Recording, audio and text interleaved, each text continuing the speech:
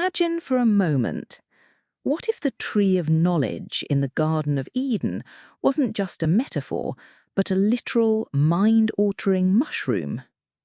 That audacious claim, embedded in ancient art and biblical texts, sparked a firestorm. It cost a brilliant scholar his career and ignited a bitter academic feud that echoes even today. This isn't just about ancient fungi, it's about the very foundations of faith and the lengths some will go to protect them. The idea of sacred mushrooms having a central role in Judeo-Christianity might seem outlandish at first glance, a fringe theory destined for the intellectual dustbin. Yet the evidence is compelling, and the story of its suppression is a fascinating, if deeply troubling chapter in academic history. We're about to delve into a world where scholarly integrity collided with deeply held religious beliefs, where reputations were shattered, and where a profound re-evaluation of Western religious origins was deliberately stifled. This isn't a simple disagreement, it's a profound schism that has prevented open dialogue for far too long, leaving crucial questions unanswered and an entire field of study in stagnation. The sheer audacity of the central premise that psychoactive substances were not merely present, but foundational to the spiritual experiences described in the Bible challenges millennia of orthodox understanding. It forces us to confront uncomfortable truths about how our most cherished narratives are constructed, maintained, and crucially, sometimes distorted or hidden. What happens when the historical facts clash violently with established dogma? That's precisely the battle we're stepping into today, a battle fought with obscure footnotes, public letters, and deeply personal academic attacks. Our journey begins by examining the core of this academic tempest, a critical re-evaluation penned by Jan Irvin, working with Jack Herer in their insightful work, The Holy Mushroom: Evidence of Mushrooms in Judeo-Christianity. They boldly challenge a long-standing academic schism that has gripped the fields of theology and entheobotany, the study of how cultures use plants and fungi for religious purposes. At the very heart of this contention lies a profoundly unsettling question for many. Were psychoactive drugs involved in the foundation of Christianity? It's a question that, when first posed with significant academic rigor by John M. Allegro, a renowned Dead Sea Scrolls scholar and philologist from the University of Manchester, effectively destroyed his career. His 1970 book, The Sacred Mushroom and the Cross, proposed that Christianity was, in essence, based on a fertility drug cult. Now, you can imagine the outrage that this would provoke. This wasn't some speculative, half-baked idea from an amateur. This was a serious, deeply researched proposition from a highly respected academic at a time when the religious landscape of the West was already undergoing significant shifts. The very notion that the stories, names, and phrases within the Old and New Testaments might derive from earlier fertility cults, subtly hinting at the use of a sacred mushroom like Amanita muscaria, was nothing short of blasphemy to many. Allegro's evidence was primarily linguistic, tracing Greek and Semitic names and phrases back through Phoenician and Akkadian to the earliest Sumerian writings. He posited that even if the precise form and interpretation of words changed, the basic phonemes, the building blocks of language, carried root meanings that hinted at these hidden practices. This kind of deep linguistic archaeology, when applied to sacred texts, can uncover layers of meaning that have been obscured by centuries of translation, reinterpretation, and deliberate obfuscation. But the outrage wasn't just about the perceived affront to religious sanctity. Part of the problem lay in a common revulsion at the idea of linking Christianity to primitive fertility cults, a label often loaded with derogatory connotations. the complexity of his theory that the New Testament might be a deliberate cover story designed to transmit occult knowledge to a specific sect without detection by authorities also seemed implausibly intricate to many critics. Moreover, Allegro's heavy reliance on linguistic study at a time when Sumerian scholarship was still evolving left him open to criticism about the solidity of his case. Critics argued that he hadn't given enough attention to visual or cultural expressions of these Christian fertility cults. Enter Gordon Wasson, an equally influential, though amateur, mycologist, whose 1968 book, Soma, Divine Mushroom of Immortality, famously proposed that the Rig Vedic Soma, an ancient hallucinogenic drink, was the Amanita muscaria mushroom. Wasson's theory gained widespread acceptance within its specific field, and he was seen as a credible, pioneering figure. However, Wasson's position on Judeo-Christianity was starkly different from Allegro's. He argued that psychoactive substances, if used at all, were limited to the earliest stages of Judaism, perhaps around 1000 BCE, and were reflected in Genesis' Adam and Eve story. He explicitly rejected any evidence for their use in the foundation or body of Christianity itself, dismissing artistic depictions, such as the now infamous Plaincourault fresco, as fortuitous misinterpretations. This created a fundamental divide. On one side, Wasson and his followers limited entheogenic use to a distant pre-Christian past, safely outside the realm of Christian orthodoxy. On the other, Allegro pushed the envelope, claiming these practices were central to Christianity's foundations and continued into later periods. Irvin and Hera highlight that this anti-Allegro and pro-Wasson impression has given the false appearance that the theory of entheogens in Christianity is baseless, effectively preventing paradigm-changing research from being applied to the field of Christian origins. They contend that Wasson's perceived infallibility has stifled scholarly progress, acting as a gatekeeper against uncomfortable truths. As the authors put it so succinctly, Albert Einstein once said, "Condemnation without investigation is the height of ignorance." And as we'll discover, this academic feud was plagued by exactly that, with deeply personal biases clouding what should have been objective scholarly discourse. The stakes, as you can probably tell, couldn't be higher. This isn't just about mushrooms, it's about the very narrative of Western civilization and our understanding of spiritual experience itself. The epicenter of this scholarly earthquake, the very image that became the battleground for these two towering figures, was the Plaincourault fresco. This 13th century church fresco in France depicts what John Allegro unequivocally identified as an Amanita muscaria mushroom serving as the tree of good and evil, with Adam and Eve flanking it. Now, for many, a red mushroom with white spots entwined with a serpent featuring Eve looking distinctly uncomfortable would seem a fairly straightforward artistic interpretation. Allegro even used it as an illustration in his book. But this seemingly obvious reference to mushroom veneration was met with outright denial, largely spearheaded by R. Gordon Wasson. The controversy surrounding this fresco began long before Allegro's book. In 1952, a leading art historian, Dr. Erwin Panofsky, wrote to Wasson claiming the Plaincourault fresco wasn't a mushroom at all, but merely a stylized Italian pine tree. Wasson, despite his deep knowledge of fungi, readily adopted Panofsky's interpretation and from that point on began to enforce it upon other scholars. This uncritical acceptance of the Wasson-Panofsky view held sway for nearly 50 years, effectively shutting down any discussion of the fresco's true meaning. The impact of this authoritative dismissal cannot be overstated. If a prominent scholar like Wasson, with the backing of an art historian of Panofsky's caliber, declared it a pine tree, then it simply was a pine tree.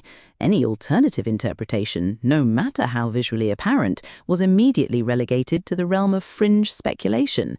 This intellectual silencing meant that a potentially groundbreaking piece of evidence for entheogen use in Christian art was ignored, dismissed, or actively suppressed for decades. Think about the power of such an authoritative declaration. It doesn't just shape academic discourse, it closes it down. It establishes a dogma of its own, just as rigid in its own way as any religious creed. The implication was clear. Anyone who dared to suggest otherwise was either uninformed, misguided, or worse, pushing an agenda. This is where Jan Irvin, with collaborators like Michael Hoffman, stepped in to re-evaluate the critical points of this Plaincourault as pine argument. Their work, Wasson and Allegro on the Tree of Knowledge as Amanita muscaria, along with the contributions of other scholars like Professor Carl Ruck and Giorgio Samarini, has systematically dismantled the Wasson-Panofsky interpretation. They've shown it to be not just weak, but frankly illogical. Why does this matter so profoundly? Because if the Plaincourault fresco is indeed a depiction of Amanita muscaria, then it directly contradicts Wasson's core premise that entheogen use in Judeo-Christianity ceased around 1000 BCE and certainly had no place in later Christian practice. A 13th century fresco explicitly showing a sacred mushroom in the Garden of Eden would blow that argument out of the water. It would mean that some recollection of this ancient tradition persisted into medieval times, directly challenging the narrative of a purely metaphorical or symbolic tree of knowledge. The stakes here are immense. If the Plaincourault fresco is a mushroom, it opens the door to re-examining countless other Christian art and iconography that have been similarly dismissed. It challenges the very linearity of accepted religious history and suggests a continuity of ancient entheogen-based spiritual practices right into the Christian era. This wouldn't just be a minor academic correction, it would necessitate a fundamental re-evaluation of how Christianity developed, how its symbolism was understood, and how spiritual experience was cultivated by its adherents. The pine tree theory, when scrutinized, relies on a rather circular argument. Art historians call a certain stylized tree a mushroom tree, Pilzbaum in German, because it looks like a mushroom, but it's not really a mushroom, it's a stylized pine. This kind of argument conveniently sidesteps the most direct visual evidence. Why would an artist, commissioned for a church, choose to depict the Tree of Knowledge in a form so strikingly similar to a known psychoactive mushroom if there was no underlying tradition or meaning associated with it? The power of denial in preserving a particular narrative is a significant aspect here. It's easier to dismiss compelling visual evidence than to fundamentally rethink deeply ingrained assumptions about the origins of one's faith. For Wasson, whose reputation was built on establishing the Amanita muscaria's role in the Rig Veda, extending it into Christianity, especially into a later period, would have been a significant intellectual concession. It would have meant sharing his intellectual territory and perhaps even acknowledging Allegro's prior and highly controversial claims. So, the seemingly innocuous interpretation of a medieval fresco becomes a microcosm of a much larger battle over intellectual authority, the interpretation of religious history, and the very nature of spiritual experience. The dismissal of this fresco wasn't an isolated incident. It was a foundational brick built to keep the holy mushroom out of mainstream Christian scholarship. The opening shots of this academic war were fired by R. Gordon Wasson himself, with an unsolicited letter to the Times Literary Supplement published on 21 August 1970. His target? John M. Allegro's recently published and already highly controversial book, The Sacred Mushroom and the Cross. Wasson started by sidestepping Allegro's philological evidence, claiming others have already treated thoroughly it, a statement that Allegro would later fiercely dispute. Instead, Wasson honed in on what he considered an art history question, specifically Allegro's identification of the Plaincourault fresco's mushroom. He criticised Allegro for reproducing the image on his book's end papers and jacket, calling it a Christian fresco showing the Amanita muscaria as the tree of good and evil. Wasson then launched into a classic I told you so moment, citing his own earlier work, Mushrooms, Russia and History, 1957, and Soma Divine Mushroom of Immortality, 1969, where he claimed to have already debunked the mushroom interpretation of the fresco.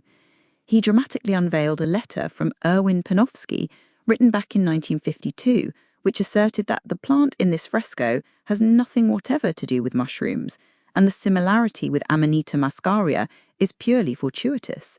Panofsky, the eminent art historian, explained that it was merely a stylized Italian pine tree, a conventionalized tree type, common in Romanesque and early Gothic art, often referred to as a mushroom tree or Pilzbaum by art historians themselves.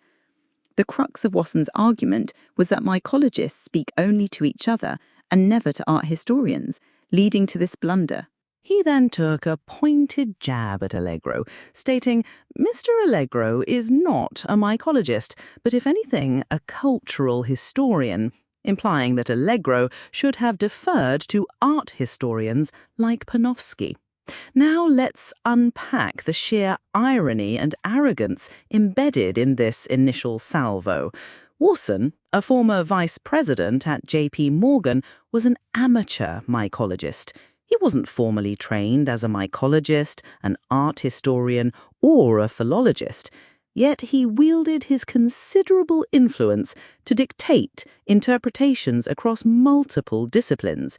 His criticism of mycologists for not consulting art historians is particularly rich, given his own amateur status. It suggests a certain intellectual gatekeeping, an implicit demand that scholars stay in their lanes, unless, of course, you're R. Gordon Wasson, in which case you can confidently declare authoritative judgments on art history and philology alike. The idea that medieval artists hardly ever worked from nature, but from classical prototypes which in the course of repeated copying became quite unrecognizable, is a fascinating, if convenient, piece of Panofsky's reasoning. It essentially argues that the mushroom shape is an accidental byproduct of stylistic evolution, rather than a deliberate, meaningful depiction. This argument perfectly serves the purpose of denying any intentional mushroom symbolism, but it also raises a significant question. If artists were simply copying prototypes, why would that prototype itself look so strikingly like an Amanita muscaria in the first place? And why would they call such a stylized tree a mushroom tree, in German, ein Pilzbaum, if the connection wasn't, at some deeper level, recognized?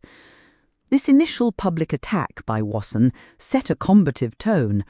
It wasn't an invitation for dialogue, but a declaration of definitive truth, delivered from a position of perceived authority. It immediately established a power dynamic where Wasson sought to dismiss Allegro's core premise by attacking a key piece of his evidence, and doing so with a degree of condescension. His carefully chosen words, if anything, a cultural historian, were clearly intended as an insult, an attempt to diminish Allegro's academic standing and suggest he was out of his depth. This wasn't merely a scholarly disagreement, it was a public shaming, designed to discredit Allegro and protect the established narrative, or perhaps more accurately, Wasson's own carefully cultivated intellectual territory. And when you think about it, it's a brilliant, if ethically questionable, strategy. If you can discredit the visual evidence, then the linguistic evidence, no matter how meticulously gathered, becomes much easier to dismiss as mere speculation. Wasson's letter was not just an academic critique, it was a strategic move in a larger game of intellectual dominance, a game from which Allegro would ultimately emerge the greater casualty. Now, Wasson's initial attack on Allegro in the Times literary supplement was forceful. But as we peel back the layers, a startling level of contradiction and questionable academic practice begins to emerge from Wasson himself. Allegro, in his own sharp retort published in the TLS on 11 September 1970, fired back with justifiable indignation.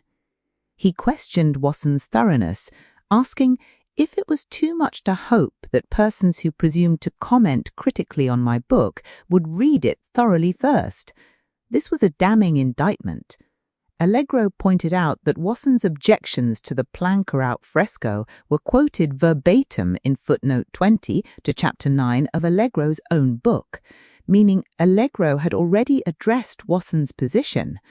This reveals a critical flaw in Wasson's attack. He had apparently criticized a point Allegro had already acknowledged and contextualized within his own work. The plot thickens further with a revealing anecdote from Jacques Herrère, author of The Emperor Wears No Clothes. Herrère recounts a 1984 telephone conversation with Wasson, where the latter admitted he had been too busy to read Allegro's book himself. Instead, he relied on the opinions of two respected friends, a Jewish rabbi and a Catholic Monsignor, who apparently reported back that there was not one single word of truth in the book whatsoever. This is an astounding confession.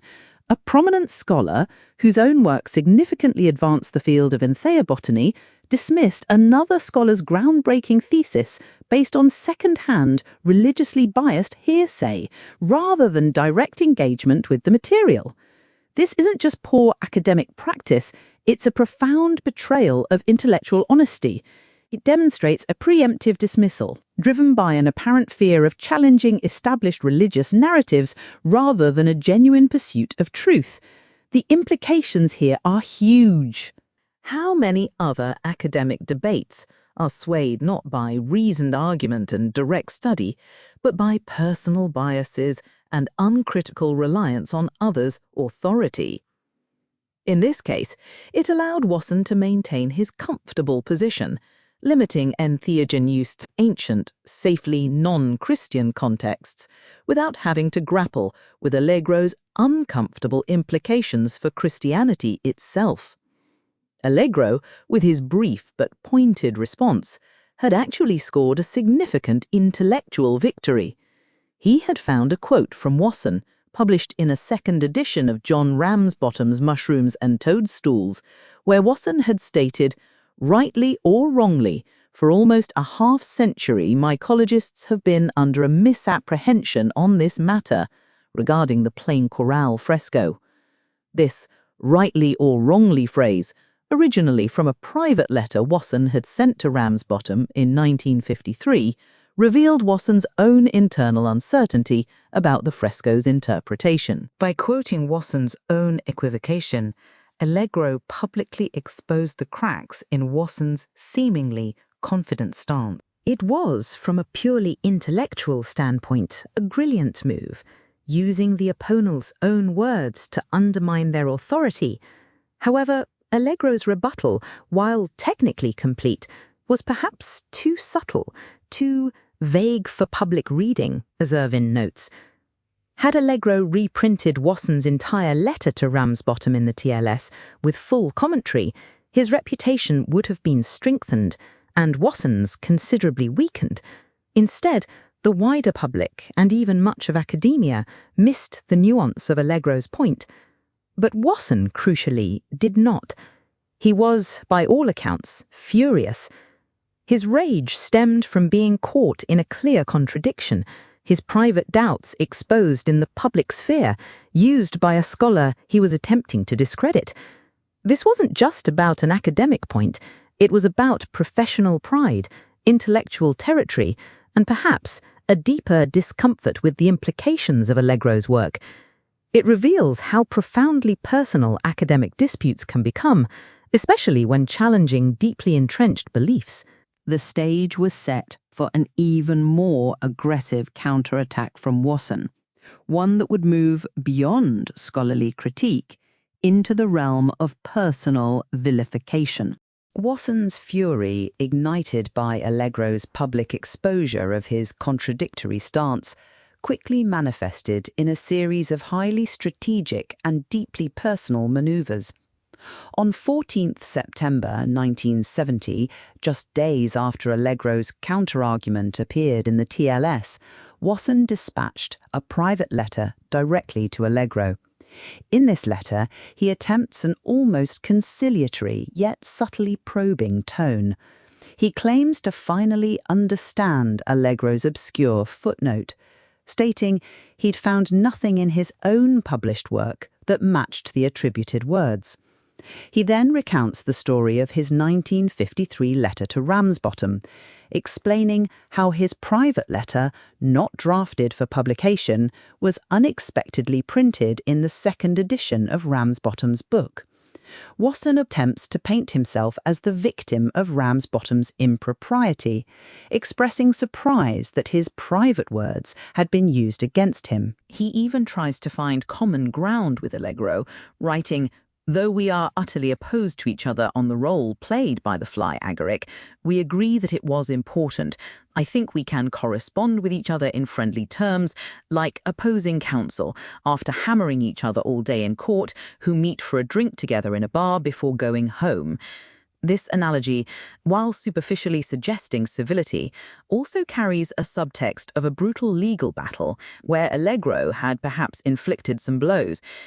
He then directly asks Allegro, "When did the idea of the fly agaric first come to you, and from where?"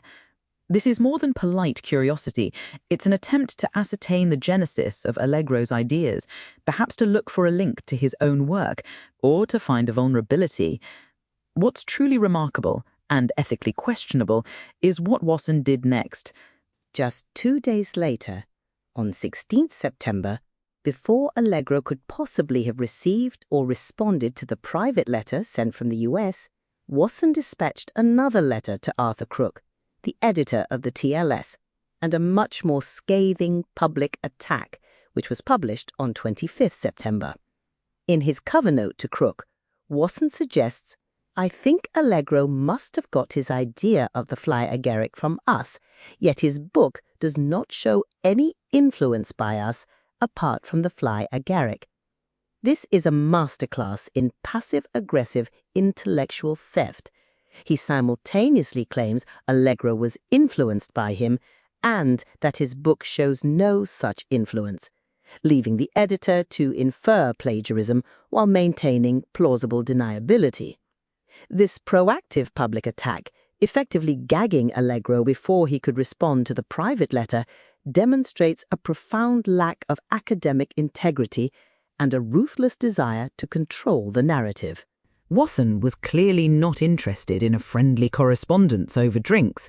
He was interested in publicly dismantling Allegro's reputation and work. His public letter then doubled down on his criticisms. He accused Allegro of ignoring his forewarning about Plaincourault, sticking to a naive misinterpretation only because he thinks this would serve his thesis. He lambasted Allegro's uncritical choice of sources regarding Amanita chemistry, disparaging Andrea Puharich, a medical doctor with whom Wasson himself had collaborated, as a man exploring ESP and talking with the dead. This was a calculated character assassination designed to portray Allegro credulous and his sources as lunatic. Wasson then went on a self-aggrandizing digression about his own extensive research and the full-dress presentation of his book, Soma, contrasting it with Allegro's performance. He pointedly stated, "My book brings the role of the fly agaric in the Near and Middle East down to 1000 BC. Mr. Allegro's performance brings it down from 1000 BC to the time of Christ," explicitly drawing the line where he believed entheogen research should stop. He even ended with an insult, calling Allegro an invincible Anglo-Saxon mycophobe. This series of communications paints a clear picture. Wasson was not merely engaging in academic debate, he was waging a calculated campaign to discredit Allegro, protect his own intellectual turf, and maintain the narrative that entheogens were safely confined to ancient, non-Christian contexts.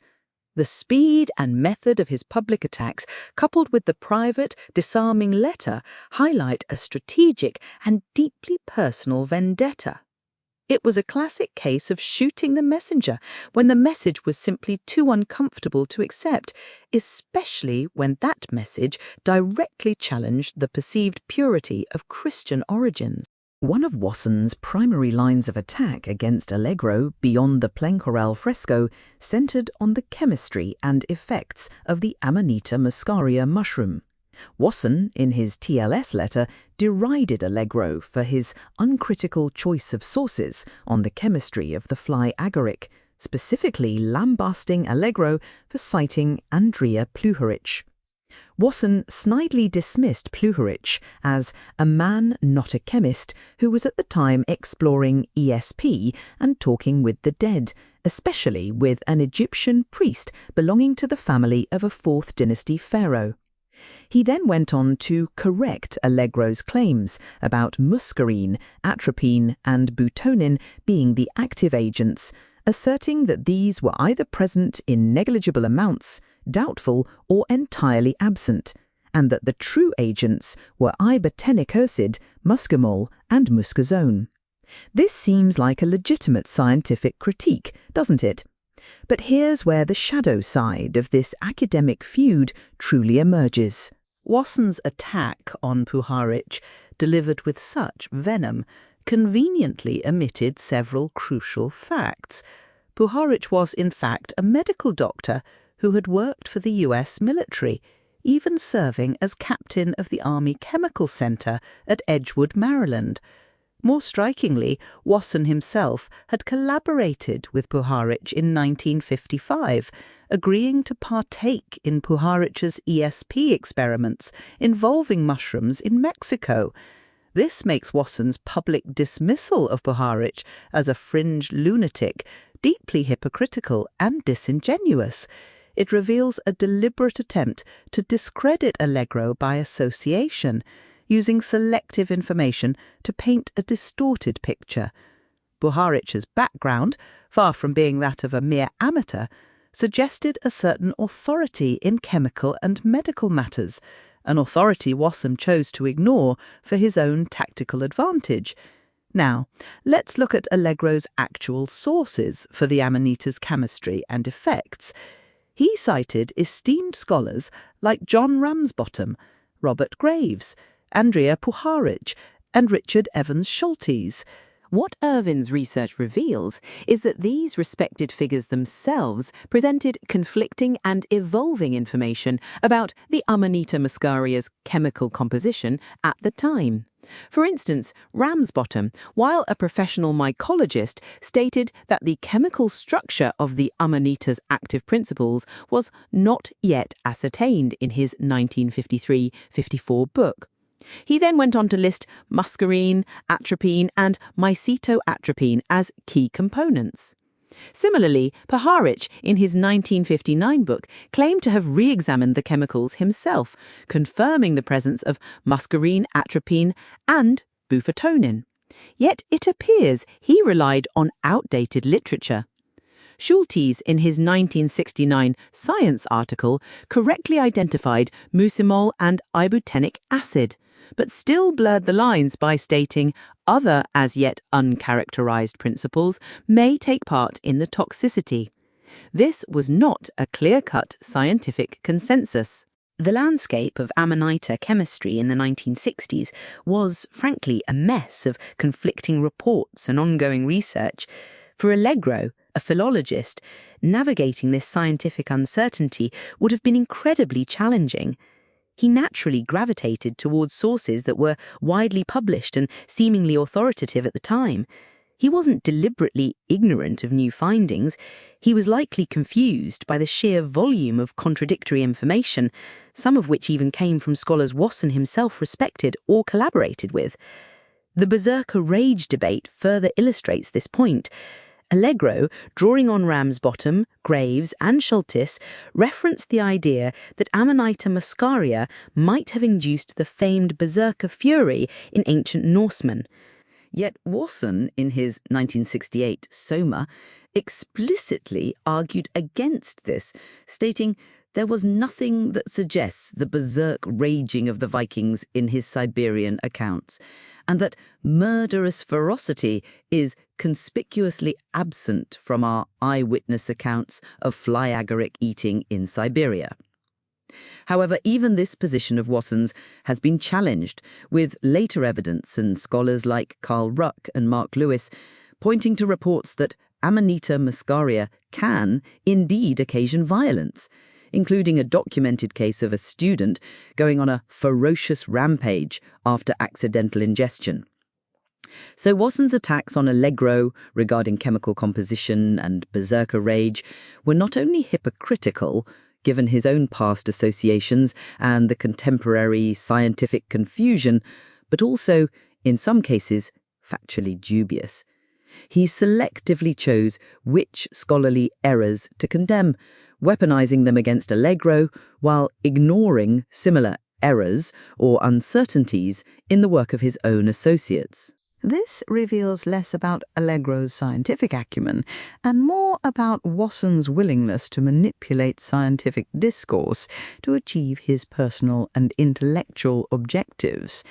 It was a calculated strategy to undermine Allegro's credibility by focusing on an area outside Allegro's core expertise, while conveniently overlooking the very real scientific ambiguities and the ethical inconsistencies in his own arguments. The relentless nature of Wasson's animosity towards Allegro and the length to which he went to discredit him extend far beyond scholarly debate into the realm of outright fabrication and character assassination. This is a crucial and deeply disturbing aspect of this academic schism.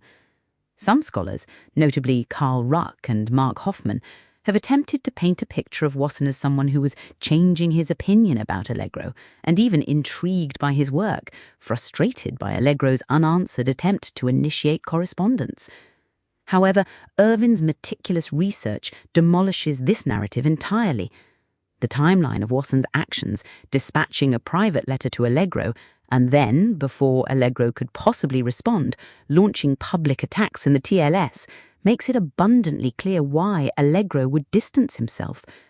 Allegro had effectively used Wasson's own words against him, publicly exposing his equivocation. Why would he then engage in a friendly correspondence with someone who had just publicly savaged his work? The idea is preposterous. Furthermore, Irvin pressed Ruck and Hoffman for any actual evidence of Wasson's alleged change of heart, or specific changes regarding mushrooms in Judeo-Christianity beyond Genesis or the Plaincourault fresco. Mark Hoffman's responses were contradictory and vague, citing a wide and open interest without any concrete proof. Irvin finds no evidence to support these claims. Instead, the evidence points to Wasson maintaining his erroneous and unfounded attacks against Allegro right up until his death. Wasson's hostility was not a temporary peak. It was a persistent, deeply ingrained animosity. The most damning evidence comes from Wasson's own statements late in his life. In a private letter to Mr. Alan Hamilton in July 1985, just months before his death, Wasson unleashed a tirade of factual inaccuracies and personal slurs against Allegro.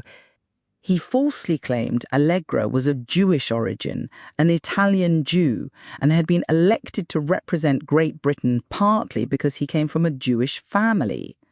Allegro, for the record, was English and French, and even studied for the Methodist ministry.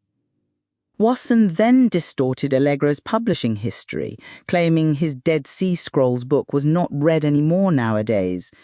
He further and shockingly invented a sensationalist headline, alleging Allegro committed the impossible breach of scholarship by selling it first to the News of the World, a scandalous, disreputable newspaper. Every week for weeks on end, there were 8-column headlines on the front page that Christianity had been proved to be a mask for a phallic religion, with Jesus standing for the sacred mushroom. He then claimed Manchester University dismissed him on the spot and that Allegro retired to the Isle of Man, implying a fall from grace. He ended this astonishing series of falsehoods with the cold-hearted assessment, "Poor man, what had happened to him?" He must have had a mental breakdown. This is not the language of a scholar intrigued by a colleague's work. It is the venom of a man consumed by professional jealousy and resentment. Allegro was not Jewish nor Italian. He was not fired from Manchester University. He resigned before his book's publication, seeking to write freelance. The book was serialized in the Sunday Mirror, a reputable newspaper, not the News of the World, and the headlines were far from the grotesque invention Wasson claimed. There's no evidence of the exaggerated payment figure Wasson cited, a rumour he apparently started and which was perpetuated by others like Jonathan Ott, who ironically later cited Wasson himself as the source. Wasson's own statements to Robert Forte in an October 1985 interview reiterated these false claims. He even wrongly asserted that Manx, spoken on the Isle of Man where Allegro moved, is a Gaelic language, ignoring that English is the primary tongue. He also incorrectly recalled the publication date of his own book, Soma. These are not minor errors, they are deliberate distortions designed to undermine Allegro's credibility and personal integrity. What does this tell us about Wasson? It suggests a deeply flawed individual, willing to fabricate and distort facts to protect his own intellectual territory and punish anyone who dared to challenge his narratives. His profit motive, as Andy Letcher highlights, is also a significant factor. Wasson himself gained immensely financially from his own mushroom discoveries, including an extraordinary sum for a Life magazine article and a directorship at a pharmaceutical company involved in psychedelics. Yet he accused Allegro of unseemly profiteering with fabricated figures. This breathtaking hypocrisy reveals a man less concerned with scholarly truth and more with maintaining his own status and influence, even if it meant destroying another's career.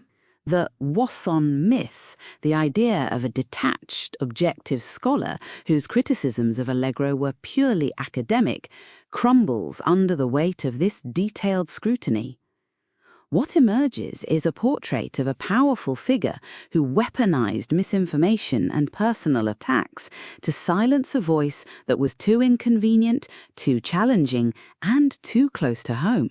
Beyond the labyrinthine debates of personal letters and chemical compounds, a powerful and often overlooked category of evidence for mushrooms in Judeo-Christianity lies in iconography. While Allegro's primary evidence was linguistic, the sheer volume and consistency of visual depictions that have come to light since his time provide a compelling, almost undeniable corroboration of his central thesis. Jan Irvin's work, drawing on that of Carl Ruck, Giorgio Samarini and others, has meticulously documented a vast array of Christian art from across Europe, spanning centuries, all featuring what appear to be explicit depictions of psychoactive mushrooms. Let's explore some of these. Of course, we must begin with the Plaincourault fresco, circa 1291, at the Merigini Chapel in France. It shows Adam and Eve flanking a mushroom tree, Eve seemingly suffering from colic, a known symptom of Amanita muscaria consumption. The tree is entwined with a serpent, a familiar symbol, often interpreted as the caduceus, representing medicine and drugs. This is not a stylized pine tree. It is a clear, unmistakable representation of a large red-capped mushroom with white spots. Then we move to the Canterbury Psalter from 1147 CE in England. One panel depicts the Garden of Eden scene, where the serpent is wrapped around the tree, which is actually a clear mushroom form, making it the caduceus, the symbol of drugs. Intriguingly, in a detail from this psalter, we see a red Amanita muscaria, a blue psilocybe mushroom, and even what looks like a Syrian rue plant pod and an opium poppy shaped like a mushroom. This suggests not just a single mushroom, but a range of entheogenic plants being subtly or not so subtly depicted. Consider the Bernwood doors from 1015 CE in Hildesheim, Germany. Plate 9 shows a psilocybe-type mushroom tree with both open and unopened caps, complete with an entwined serpent. Plate 10, Eve given to Adam, clearly shows two mushroom trees. Plate 11, Adam and Eve reproached by the Lord, features Adam and Eve covering themselves on either side of another mushroom tree. And perhaps most explicit, the ceiling of St. Michael's Church, Hildesheim, circa 12th century, shows Adam and Eve eating the fruit, with the background being the top of a red Amanita muscaria cap, complete with spots. Eve is literally eating one of the spots of the mushroom cap. This is an incredible visual narrative, consistently placing mushrooms at the heart of the Eden story. The tree of Jesse, a common motif in medieval art, often depicted with grapes and representing a genealogical tree of Christ, sometimes culminates in a mushroom cap, as seen in the Winchester Psalter 1121 to 1161 CE.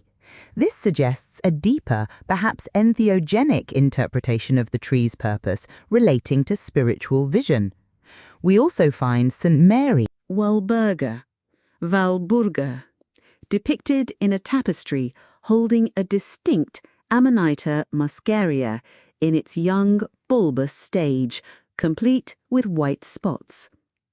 St. Walburga's feast day, 1st May, is intrinsically linked to ancient fertility celebrations, hinting at a continuity of plant-based rites.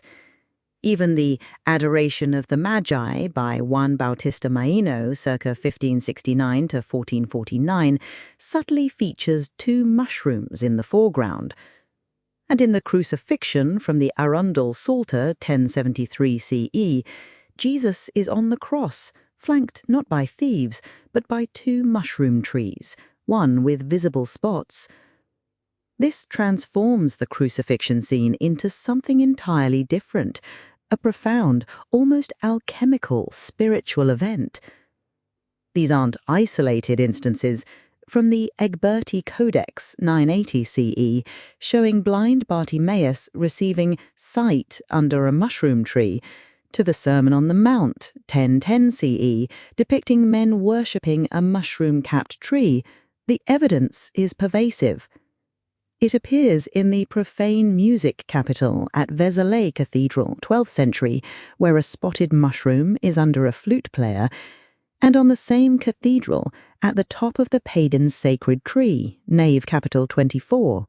What this vast array of iconography tells us is that the mushroom was not merely an accidental or coincidental motif. Its consistent depiction, tied to themes of knowledge, vision, healing and divine communion across diverse European locations and centuries, strongly suggests an underlying shared understanding. It defies the notion of a stylized tree or fortuitous misinterpretation. Artists, working within a specific theological and cultural context, would not repeatedly depict something so strikingly similar to a known psychoactive mushroom unless there was a deep-seated meaning and tradition associated with it.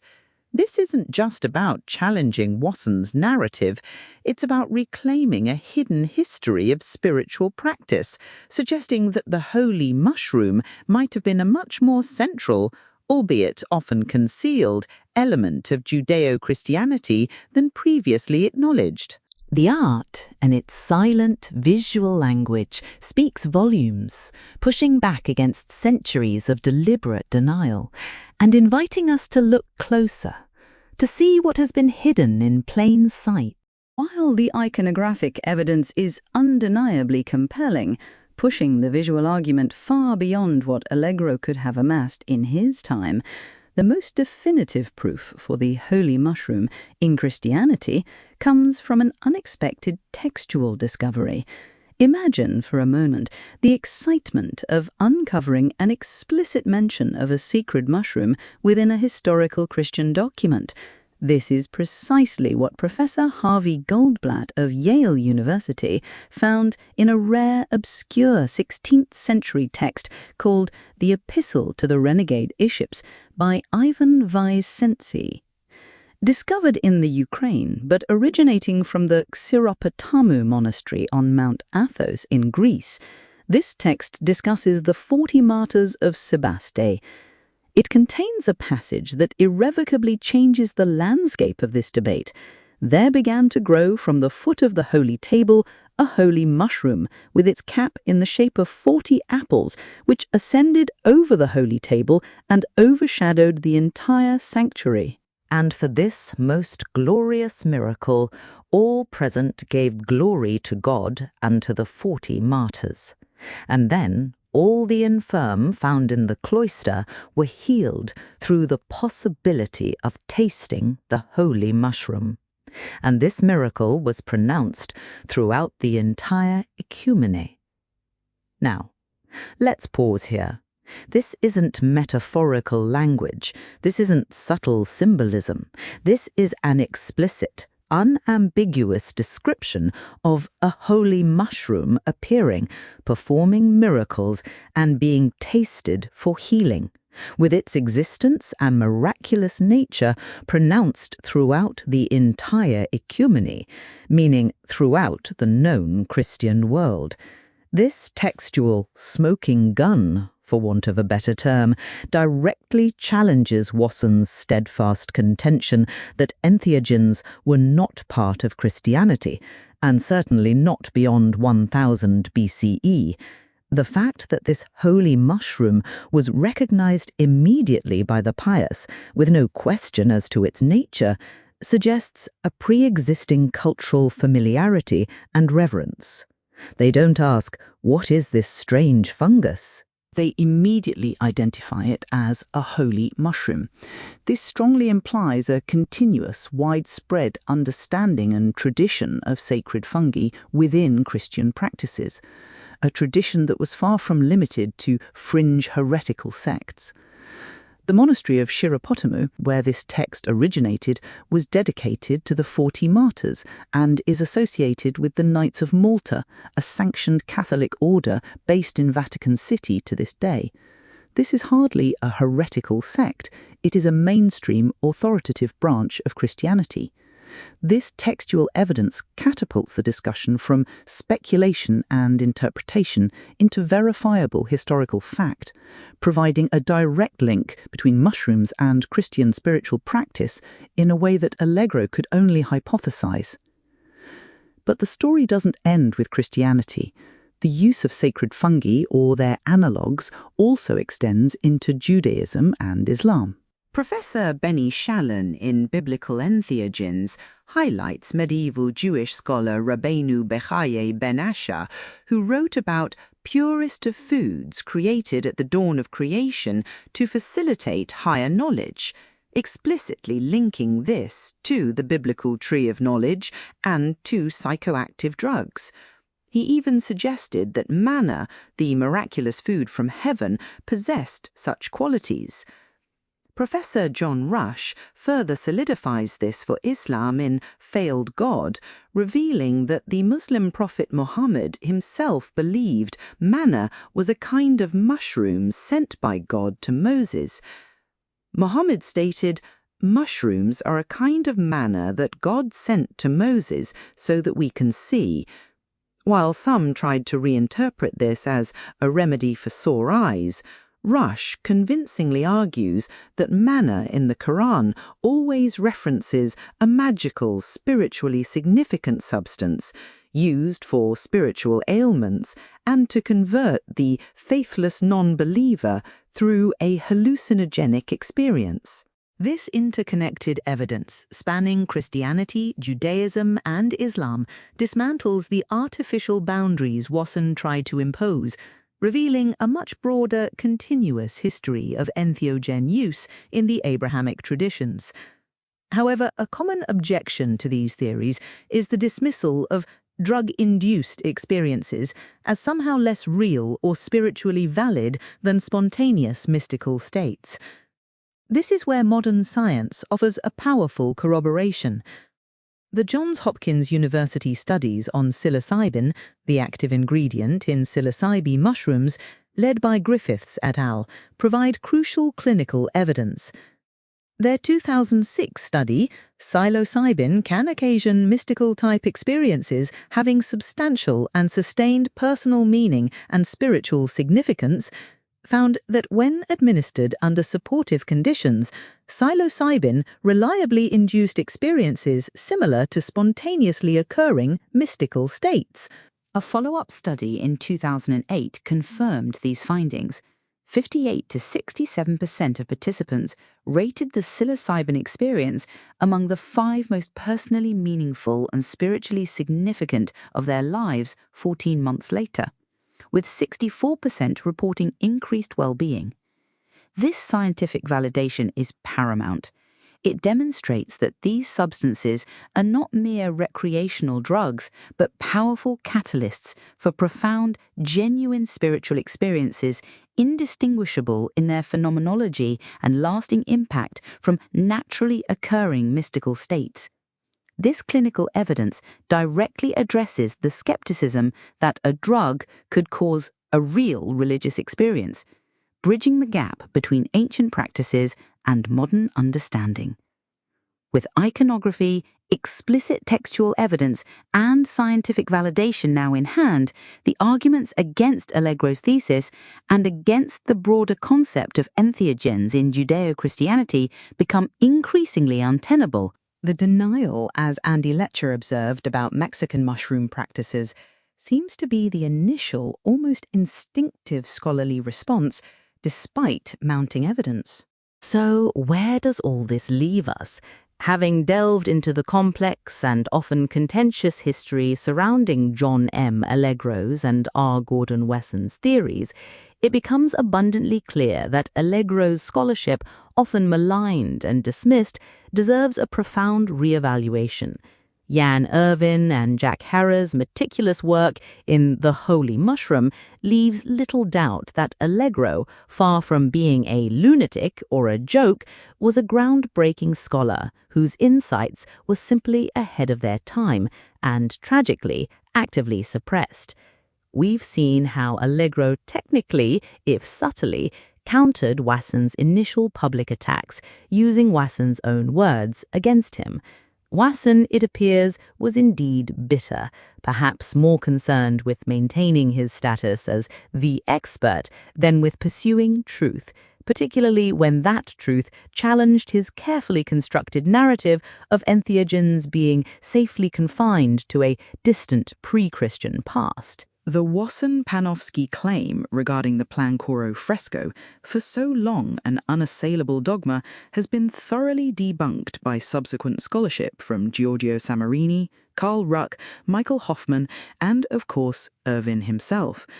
That fresco is not a stylized pine tree, it is an undeniable depiction of a sacred mushroom, and its existence fundamentally undermines Wasson's 1000 BCE thesis.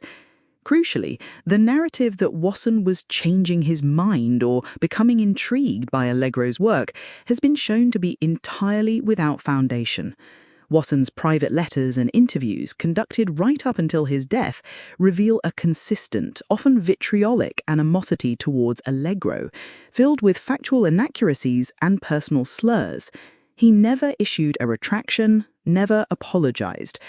This persistent animosity, coupled with his willingness to rely on hearsay rather than direct engagement with Allegro's book, speaks volumes about his motivations. It points not to genuine scholarly disagreement, but to professional jealousy and a fierce protection of intellectual territory, regardless of the cost to truth or a fellow scholar's reputation. While we acknowledge Wasson's immense contributions to understanding entheogens in other cultural contexts, his work on the Vedic Soma, Mexican mushroom cults, and Siberian shamanism is invaluable, his foray into Judeo-Christianity was, frankly, marred by convoluted, contradictory, and self-serving positions. He appears to have deliberately created a schism, using his influence to stifle an uncomfortable truth.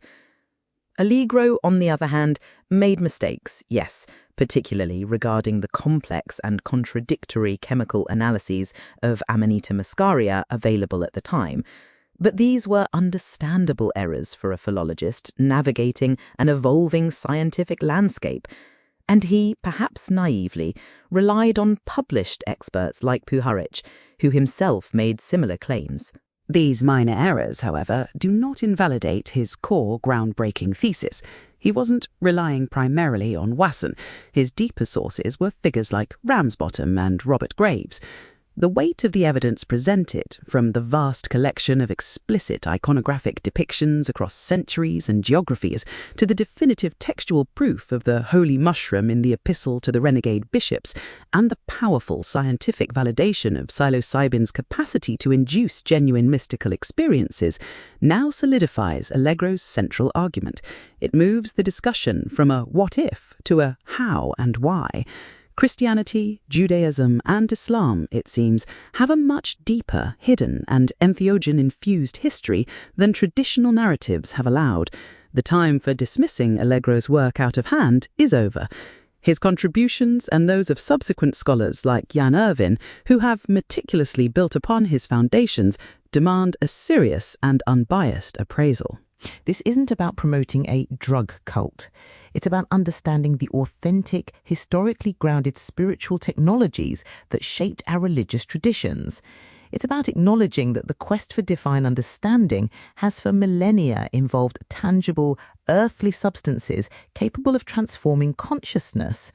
It's time for academia, and indeed society at large, to move beyond prejudice and fear, to embrace a more nuanced, evidence-based understanding of our spiritual past.